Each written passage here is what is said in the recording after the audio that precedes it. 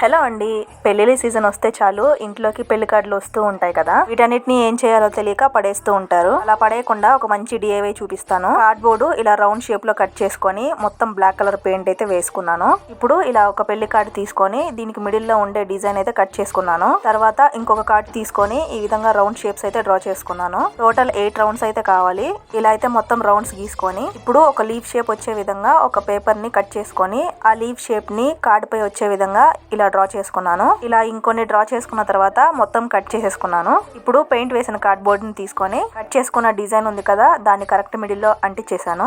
ఇలా అంటించేసుకున్న తర్వాత ఈ డిజైన్ చుట్టూ ఈ విధంగా గమ్ అప్లై చేసి కట్ చేసి పెట్టుకున్న రౌండ్ షేప్ అన్నిటిని ఇలా రౌండ్ గా అంటించేసుకున్నాను. ఇవి కంప్లీట్ గా అంటించేసిన తర్వాత మళ్ళీ కార్డ్ బోర్డ్ పైన ఈ విధంగా రౌండ్ గా గమ్ అప్లై చేసుకొని కట్ చేసి పెట్టుకున్న లీవ్స్ అన్నిటిని ఇలా ఒక్కొక్కటిగా మొత్తం రౌండ్ గా అంటించేసాను. లీవ్స్ అన్ని కంప్లీట్ గా అంటించేస్తే ఈ విధంగా కనిపిస్తుంది. ఇప్పుడు నా దగ్గర ఉన్న గ్రీన్ పెన్ తీసుకొని ఈ లీవ్స్ పైన ఈ విధంగా డ్రా చేసుకుంటున్నాను. ఇలా కంప్లీట్ గా డ్రా చేసుకున్న తర్వాత కొన్ని మిర్రర్స్ ఉంటే ఇలా రౌండ్స్ పైన అంటించేసాను. అంతే, కంప్లీట్ అయిపోయినట్టే. చూడండి ఎంత బాగా అయితే వచ్చిందో. వెడ్డింగ్ కార్డ్స్ ని పడేయకుండా ఇలా అయితే ట్రై చేయండి. ఎలా ఉందో కామెంట్ చేయండి. నచ్చితే లైక్ చేసి ఛానల్ ని సబ్స్క్రైబ్ చేసుకోండి.